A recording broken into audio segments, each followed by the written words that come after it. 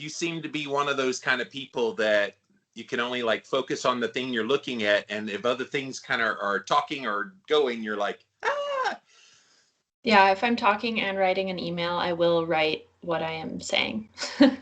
Oh, totally. And like if I'm in a restaurant with somebody and we're talking, but then there's like a speaker overhead and it's just blaring the music, literally all I hear is the music. I can't even hear what they're saying, can't communicate. It's just annoying. Have you had your hearing tested? What? I get that a lot. Had my hearing tested. What do you think is wrong with my hearing? Well, I just work in audiology. That's a common complaint. Yeah. That's cool. No, honestly, I do know I have earwax issues, so I regularly clear that out, and that helps clear up hearing when it starts to get a little bit muffled. But no, I think it's just I get so focused on the sound that I can't concentrate on that. So like when I'm doing a podcast with somebody and there's some background noise on the other end, all I can hear is the noise, and it's like I get so tense, and it's like I'm thrown off my game. So if I ever hear noise in the background when I come on a podcast like I'm doing with you today, oh yeah, by the way, guys, that's the lovely lady there, Jacie Gregory. Go check her out, Lady Carnivory, over on Instagram. But yeah, I get so easily distracted that way because in my work, I'm like, focus, let's do this. I can have the conversation and chat. But if I hear something that distracts me, like if there's an incessant dog barking in the background, I'm just like, my brain can't handle that. Well, I have a dog in the background, but yes. He won't bark.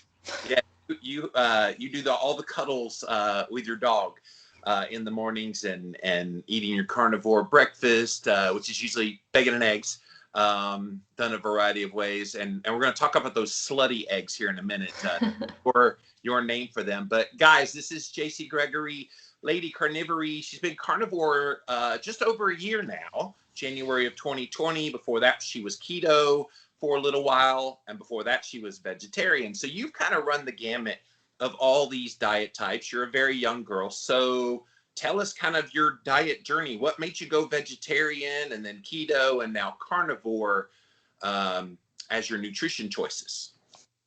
Well, vegetarianism was definitely, I don't want to call it a side effect, but it was a part of an eating disorder I was suffering from when I was a teenager. So I was just really into controlling my food, and I found that vegetarianism was another way to do that. It was really easy to deny food when I was out places because I could say, sorry, I can't eat that, I'm a vegetarian. Yes.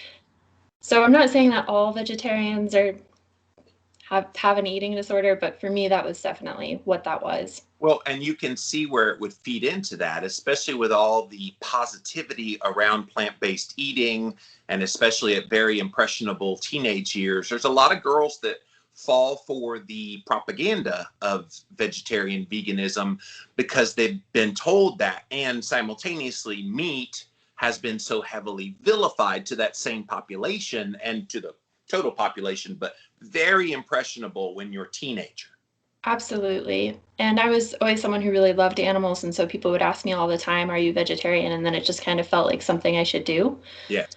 So after being a vegetarian, I went back to the standard American diet and just was really frustrated and not meeting a lot of my health and fitness goals. So I actually had a coworker bring up the keto diet, and it freaked me out. I was like, you can't eat that much fat and be healthy. You're going to hurt yourself. And so when was that? That was 2017. Okay. It would have been the summer of 2017. And so me being the giant nerd that I am, immediately went on PubMed to look up research articles about. Whoa. How old are you? I am almost 28. So at 25 years old, the first thought wasn't Google. The first thought wasn't let me go to my favorite guru. It was let me search PubMed. Guys, are you recognizing why she's on the show today? It's one of the things I've loved about following your work is you do things different than you're supposed to at your age. So it's beautiful that that's where you went. So what did you find when you searched PubMed? I was really surprised to find that the keto diet helps with inflammation, and that's something I've always really suffered with. I have scoliosis, and so I have a lot of joint pain everywhere, hip down. And I was reading and saw that it could help with inflammation and thought, I want that. So I decided to try a keto diet. And when looking into it, there's a bunch of resources out there now, but even in 2017, there wasn't as much. And one of the first things I found was your podcast, the Livin' La Vida Low Carb Show. So I consumed every episode. I scrolled all the way back and Wow. started at the beginning. Wow, that's well over 1,000, I guess, as of like 4 or 5 years ago. Wow, more power to you. So what did you learn along the way that kind of shook your world? Well, I mean, starting the keto diet, my inflammation was greatly reduced. And for me, that was a great motivator to continue. Like, if you can cease pain, I think that that's a really great reason to continue. Yeah. So when I see people start keto and they're not getting whatever benefits they're immediately looking for, I would just say, like, look for the benefits you weren't expecting. So I know a lot of people start keto for weight loss. You mean like that benefit? Yeah, my skin cleared up. Well, that's actually from Carnivore. Right. I still had. The point of what you're saying here, that change can happen when you change your diet. Yes, absolutely. And that's not something I was expecting. I've had cystic acne since I was a teenager, and I just thought it would never go away. Yeah. I tried Accutane, and it did nothing. So for just changing your diet and changing your nutrition to significantly change your skin, and that's just one benefit I've had. Yes. Yeah, and it's incredible. And there's your old Costco ID with the ID. So you can see you've lost some weight. But like, people always like, oh, how much weight did you lose on keto? And I'm like, why is that the most important thing we care about? Like, it's interesting, I suppose. And it's the most visible thing you can see in someone, unless they were just so fraught with disease on the outside that then cleared up. Then you could see that. But for the most part, people are like, oh my gosh, I can see that you've gotten healthier. And they're referring to weight loss. But there's so much that goes on the inside that gets better. And I love seeing those people who show a before and after picture that there's no weight change, but you see their countenance has changed. Yes, absolutely. And for me, the biggest benefit of carnivore specifically has been the mental health benefits. So I was diagnosed with obsessive compulsive disorder when I was 15, and I've been at various times medicated and done behavioral therapy for it. And I just thought it was something I always had to live with.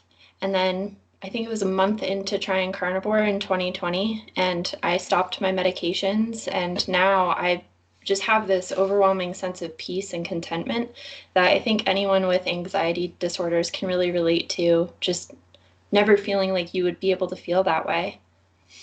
So let's back up, because you were on keto there for several years before you decided to take the dive into carnivore January last year.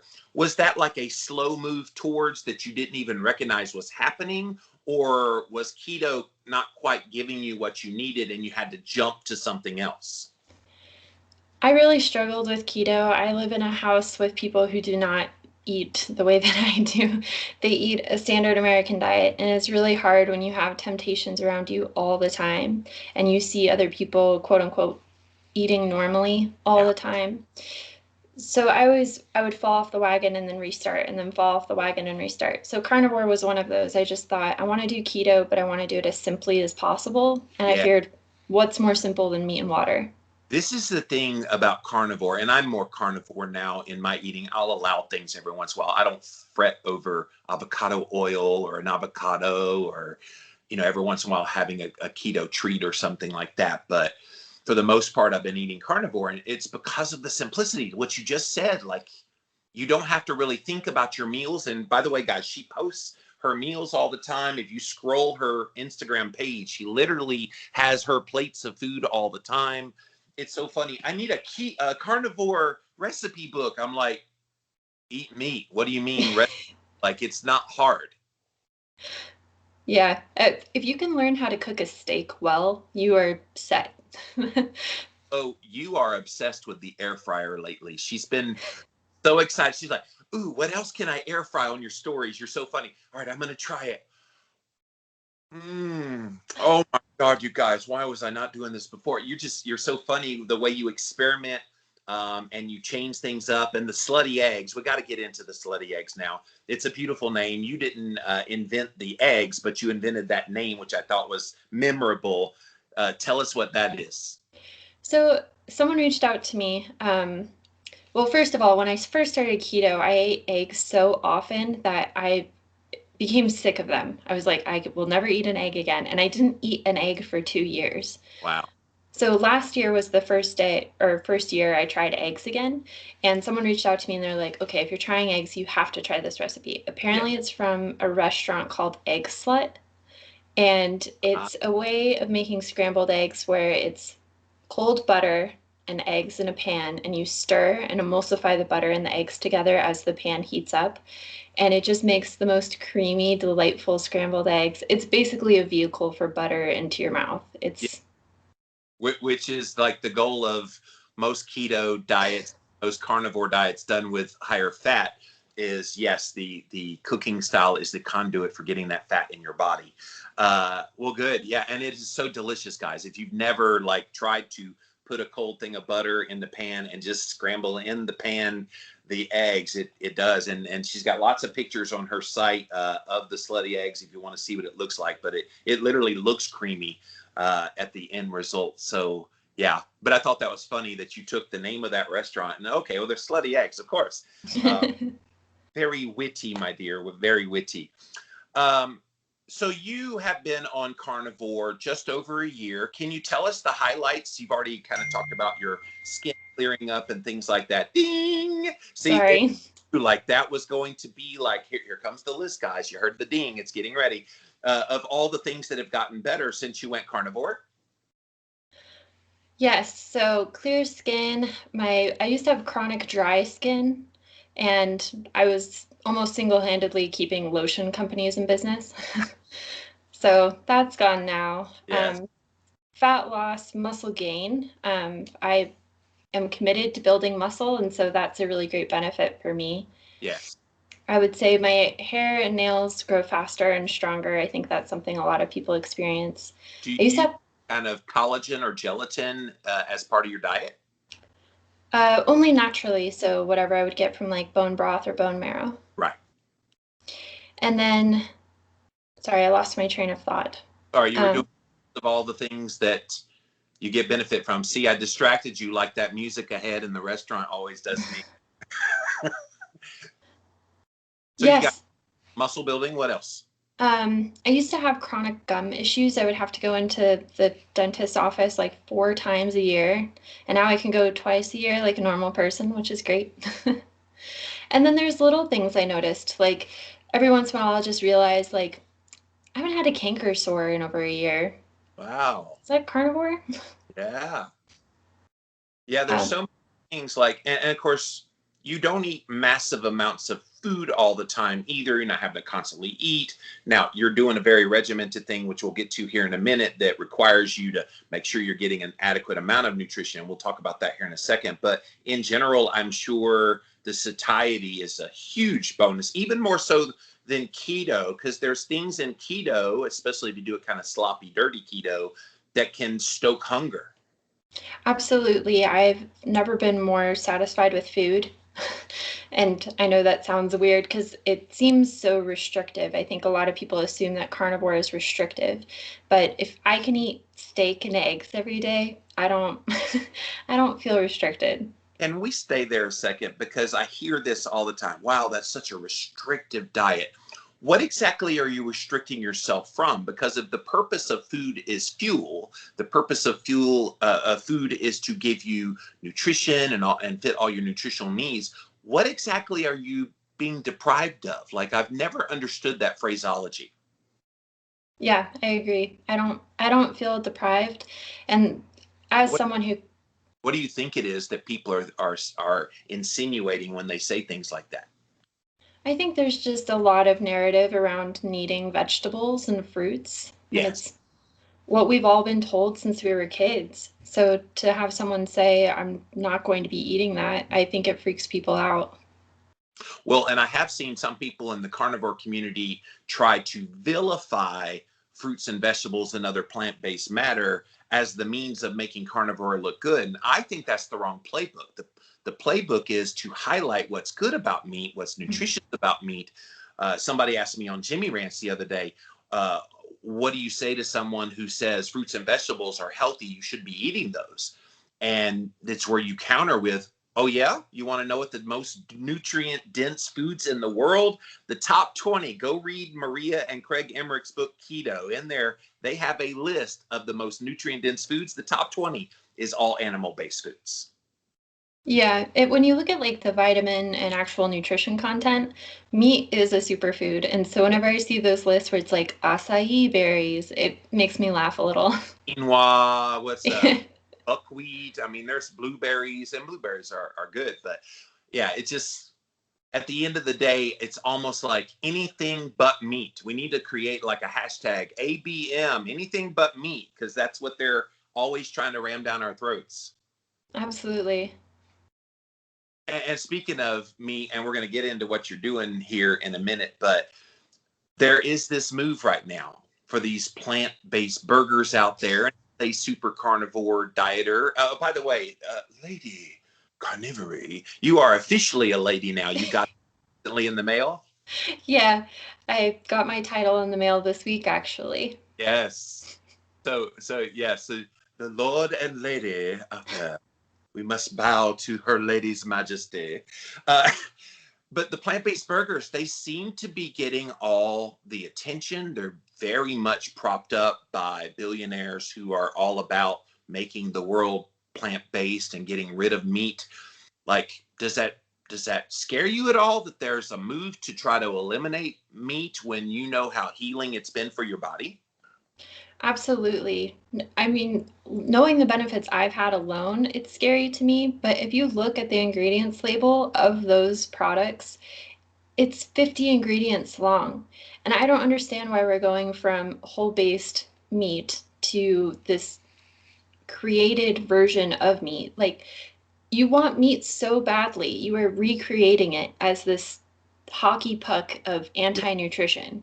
And to the point that they use like a beet juice compound to mimic the effects of the blood. And I was just reading a news story yesterday about the Impossible Burger. They're getting into trouble because that ingredient alone is causing people some health problems. And I'm thinking, all at the holy altar of trying to make meat not meat. It's ridiculous. It makes me so angry.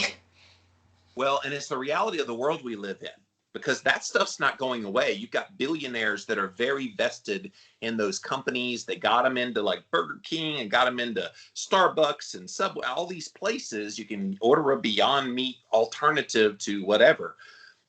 And they're flopping. I mean, they're not doing that great, despite all the positive publicity, despite their ubiquitousness out there. People just aren't buying into it. I think the biggest thing was when all the virus stuff went down last year and people were buying up all the meat. Mm-hmm. There was none of those plant-based burgers left, and nobody was touching that stuff. Nope.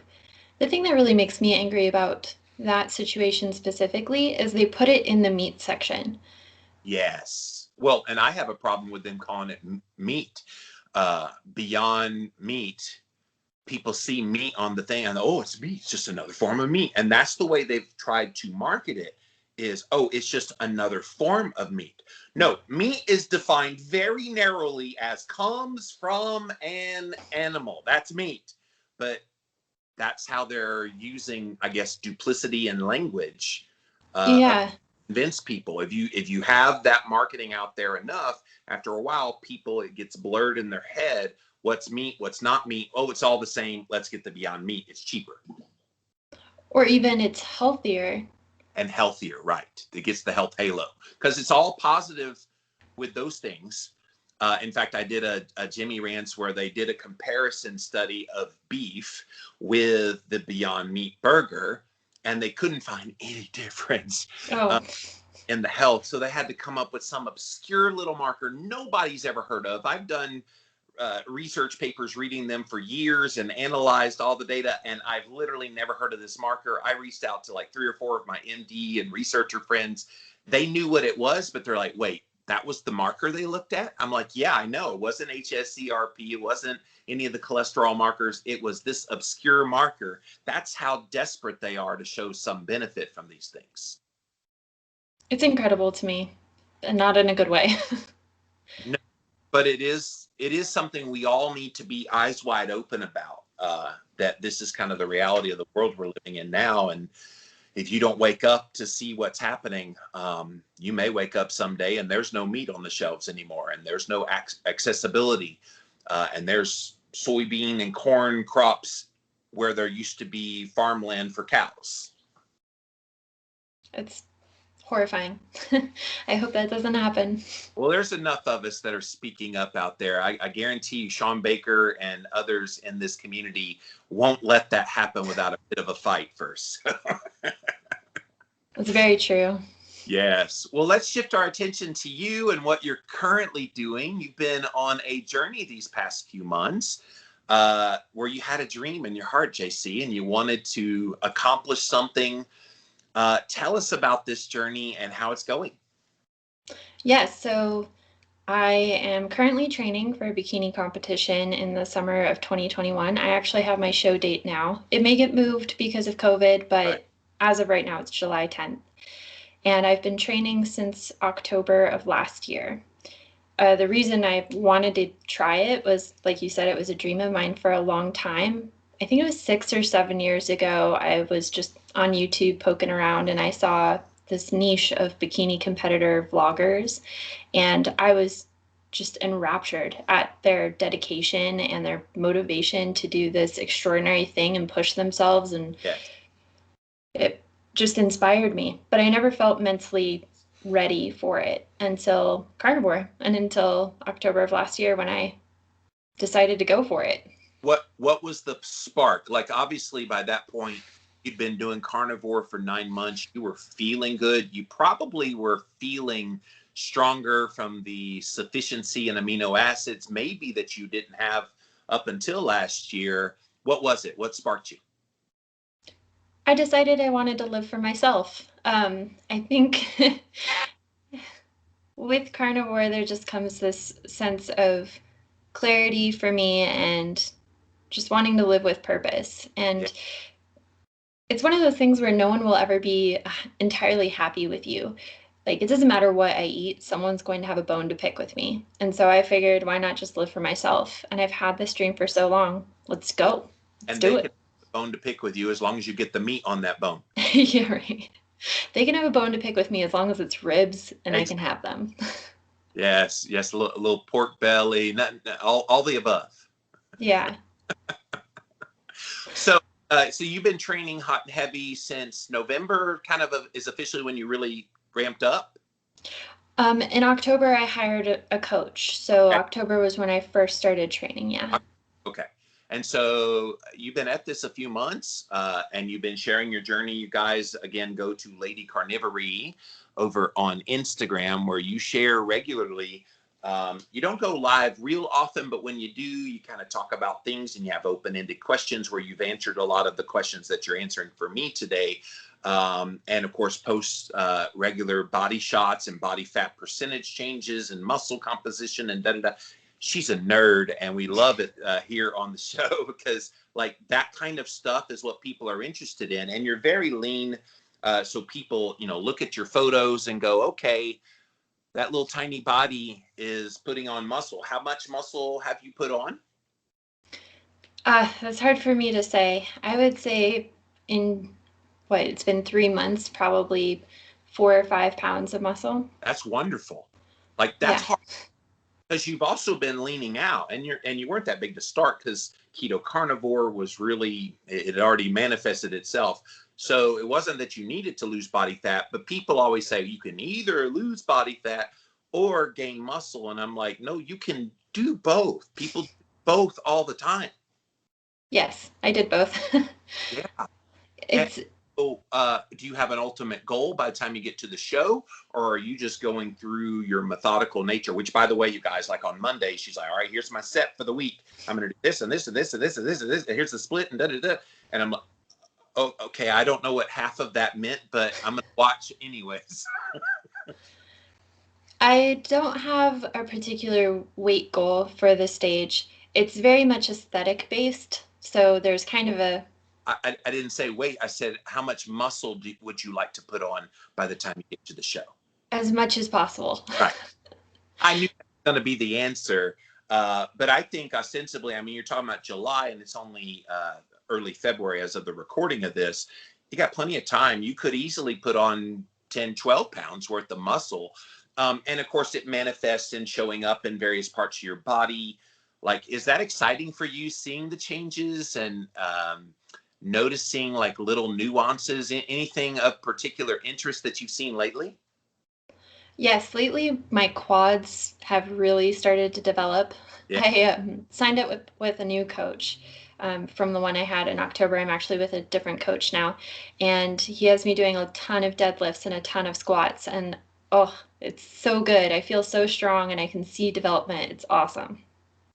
Yeah, and I've seen you do not just workouts at the gym, but also you also post videos on your site of like home workouts. And you got that little band thing around your legs, the butt lifts and getting the ab workout. And yeah, it's fun watching your journey. And you and I have had talks off the air of like, what's your goal with this? Is it just, hey, I did it, kind of like people that go into the Boston Marathon? Well, I ran the Boston Marathon. Wow, that's an accomplishment. I was in a bikini competition. Wow, that's cool. Like, what's your best case scenario? Are you going to win the whole thing? I would love to. That would be awesome. But I'm happy to be in the journey and I'm happy to be in the struggle and I'm happy to be able to pursue my goal. I'm very grateful.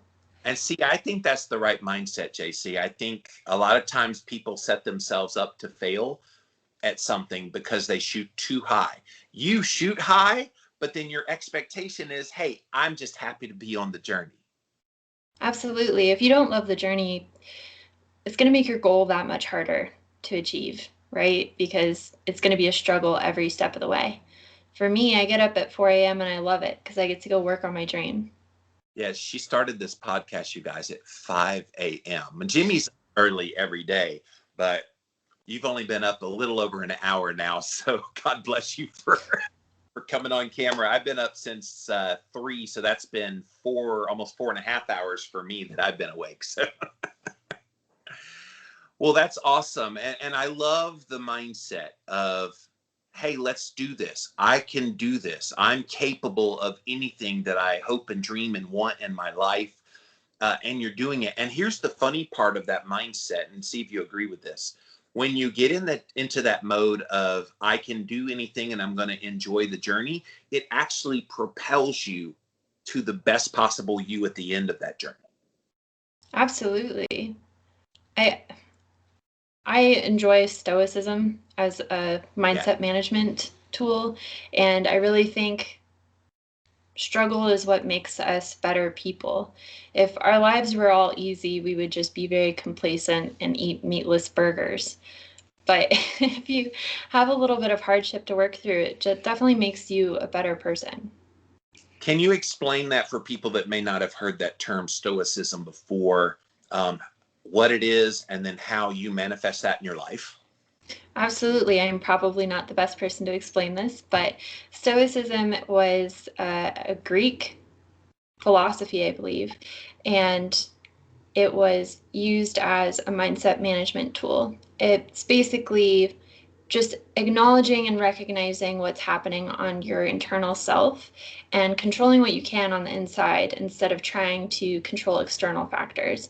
For me personally, it's been really great because, especially in COVID, in the pandemic, when everything is She said the C word. sorry, it's so chaotic on externally and there's nothing you can control. If you Yeah. can control what's happening on the inside and control your emotions and decide how you want to feel and how you want to think, it makes the rest of the world so much easier to manage. Yes, and I think so many people have been overcome because they've gone the anti-stoicism route where they feel everything in the moment. And man, like talk about overwhelming your body. Like you went through being on Carnivore the entire pandemic last year, and I kept thinking about like, who started keto or carnivore or some real food-based eating in 2020? Because most people went the other way. They were so distraught that they turned to junk food. But here you are in the midst of all that. That stoicism kept you focused. And so many people, they've lost their focus. How do you rekindle that in people, or maybe start it for the first time, that have never done that before? Ooh, I definitely think it helps to have a really good why. Anytime you're doing something, you have to have a good why. You have to have a good reason for doing it. Otherwise, you won't be motivated to continue. And I think, like we were talking about earlier, a lot of people start keto for weight loss. And I think that's really great if that is your goal. But I think that perhaps bigger health goals, like I want to live to a certain age so I can play with my grandchildren. I think that that is a really great why. And if you don't have it so focused on a numerical value on your scale, but instead on longevity and health, Right. I think that's the key. For sure. One of the lovely things you put on your Instagram profile is progress is greater than perfection. And of course, that's kind of a slogan that's been out there for a few years that various people use. What's it mean to you? I can be such a perfectionist to the point where it's paralyzing. If I can't do something perfectly, I wouldn't do it at all. Yeah. So previous to Carnivore, that was definitely me. Oh my gosh. So many people live their lives that way, JC, where they get paralyzed by the fear of the unknown. And, Mm-hmm. and I'm like, and I get that, by the way, because I was that way as well. I'm like, why get bogged down by this pursuit of something that's an ideal that's probably not even true? Like, don't you want more for your life? And so progress towards that more. And then at some point, take the plunge and go for it. Right. I'd rather take baby steps forward, even if they are imperfect steps. I'm still moving forward rather than not taking a step at all because I'm afraid of falling. Which is the epitome of what you're doing with this bikini competition. Absolutely. It's tiny, uncomfortable, very awkward baby steps all the time. On some level, you've got to be scared shitless right now about, oh my God, JC, what are you doing? Oh my gosh, like, what are people going to think? Oh, they're going to laugh at me because I'm not. And you're going to have imposter syndrome. You're going to have like all these thoughts swirling. Knowing you well enough, it won't overcome you, but I'm sure those thoughts pop in your head. Absolutely. Yesterday, someone asked me how long or how far out from your show do you get into the intense prep part? And I was like, typically it's 12 weeks. And they were like, oh my gosh, that's coming up so soon. And I was like, first of all, thank you. Second of all, I'm excited for it. Yes, 12 weeks out. What's that, mid-March? It should be mid-April. Mid-April. Okay. See, I did the math wrong. Wow, mid-April. So by the time income tax day gets here, it's all 100% pursuit. What's funny, what'll be funny, well, not funny, but strange, is if you get in the midst of that and then like a month or two before, they're like, yep, we're going to have to move it to like September now. And you'll have to like down mode. Of course, I know a lot of people, what Dr. Fit and Fabulous went through her little competition that she was doing for Mrs. America. Or something that she was doing, and it was the same thing. Like, she had her hopes and dreams and ready, and then we moved it, and so then she had to like reframe her brain and kind of get back again. Are you ready for that if that happens, by the way? Absolutely. If it is delayed, I'll just bring a stronger package. A couple more months is a couple more months of muscle building. I will take it. Yeah, exactly. Like, because you got a late start. I suppose these ladies that you'll be competing against, this has been like a lifelong dream. Maybe they've been in several competitions before. And so they've kind of been working on this for years, and it's beautiful that you're willing to take that chance. This is your foray into doing something for JC, maybe for the first time in your life. Absolutely. I had to convince my coach to take me on. He doesn't like to train bodybuilders for a show at first. He prefers to train them for a photo shoot so they have an idea of what to expect. And he was like, I just need them to have a really good why as to why they're putting themselves through this, because it is intense. You are working out a lot. You have to make sure your nutrition is really dialed in. And I told him it was the first thing I was doing for me. It's not for a partner or a parent. It's just because I want to, and I don't care what people think about that. Oh, I wish we could instill that in everybody. Guys, you right out there, you listen to the podcast. If you have a pursuit in your heart you desire, why the hell are you sitting on the sidelines wishing and wanting and hoping with all hopes that it will happen? Guys, it don't just manifest. You have to make that manifestation happen, kind of like what you're doing now with this competition. Yeah, I say it a lot, but you only get one life to live. Live it. To a certain extent, do what you want. Pursue your goals. You only get one chance. And live it fully. I think people get comfortable in existing and they miss thriving. Absolutely. That is it. And I refuse to live my life that way anymore. I lived a lot of years of life where I just went through the motions. I existed. I did all the quote right things that you're supposed to do as a human being. And there's nothing inherently wrong with that mentality. But if you stay there and you never kind of shoot for the moon on things, and then people lament, oh, I wish I could be more successful. Well, you kind of have to be a part of that. Yeah, things don't just happen to you for the most part. You have to enact change, make them happen for yourself. Be your own guru. Absolutely. Because nobody else gives a damn quite like you do. No one cares about you the way that you care about you, or the way you should care about yourself. Hey, that's the big problem. People don't care enough about themselves, JC, where they put in that effort. And I'm talking the mindset stuff with her because I know she's into this as much as I am. And this is what keeps people from getting to that next level in their life is they stay stuck in, I'm not good enough, I can't do this, all their own limitations that they self-impose, and they don't realize they are their number one enemy. Yeah, I posted about this the other day, actually. I was saying, you know how we all have that flaky friend who you make plans with and then they cancel at the last minute? If you set a goal and you flake on yourself, you are that flaky friend. You are the person who is saying, I don't value my own time. I don't respect myself enough to hold to these plans that I made for me. Yeah, we don't look at ourselves in that way. I wish people would see themselves as either a good friend or a bad friend to yourself. We just think, oh, it's just me. And we don't hear or think about those voices that talk to us in our head. It's not weird that your head talks to you. That's how you think and analyze things, guys. But like you could either like let the dread part of your brain, the doom and gloom, oh, everything's going to be bad, or the hopeful, expectant side. You get to choose which side supersedes the other.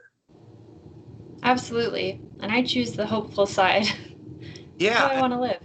the fun part, exactly, me too.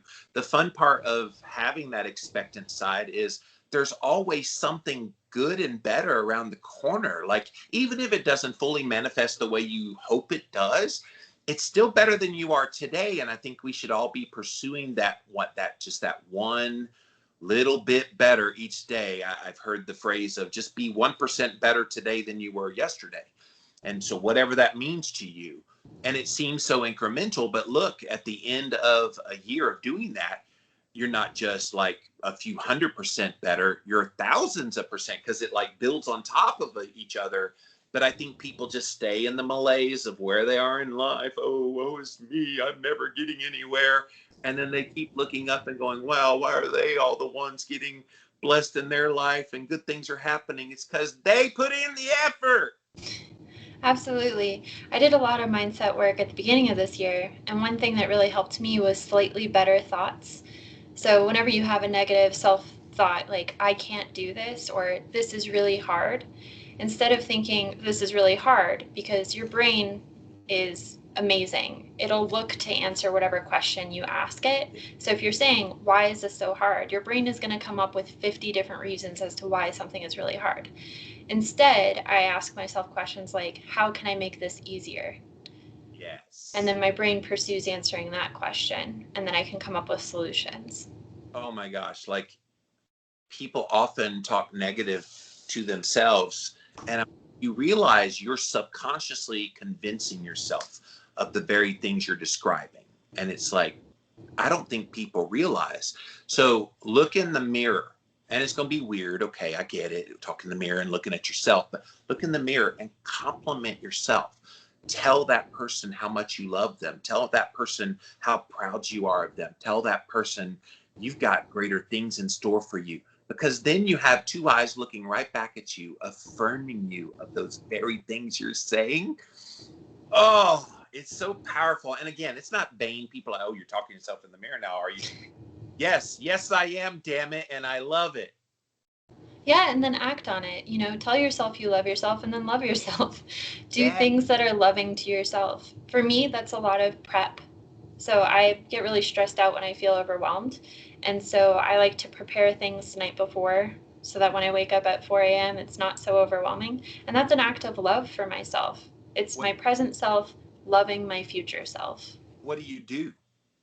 Oh, like I'll set out all my gym clothes so I don't have to rifle through my dresser in the morning. I can just kind of put everything on, and I have like cold coffee that I'll pour for myself, and I drink it on the way to the gym as my pre-workout.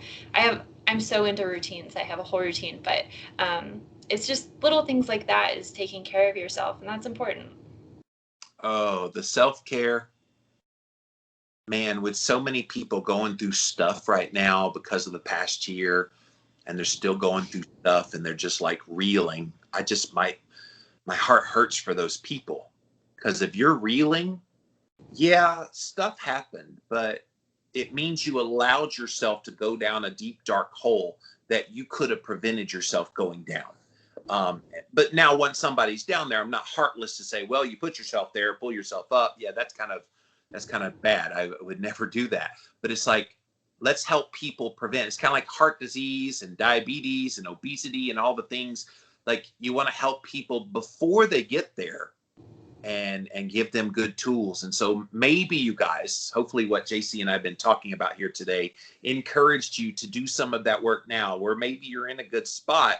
Someday you might not be in as good a spot. Now, it doesn't mean things will always be rosy and wonderful.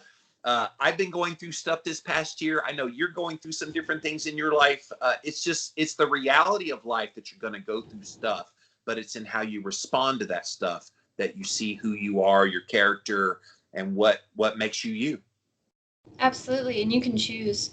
To your point, you can choose how you respond to that, and you can choose who you want to be. You can choose to be someone who's about doom and dread, or you can choose to be someone who is hopeful and excited for the future. Absolutely. Thanks for going there with all the mindset stuff. I knew this was on your heart, and you had a lot of this in you too. So I wanted to bring that on our show here today. Again, you guys, Lady Carnivory, go follow her over on Instagram. She is Jacie Gregory, LadyCarnivory, for my podcast listeners that may not know Carnivore. What'd you say, Jimmy? Carnivory is what she does. But yes, her lady. Thank you so much for being here today. Absolutely. Thank you for having me on.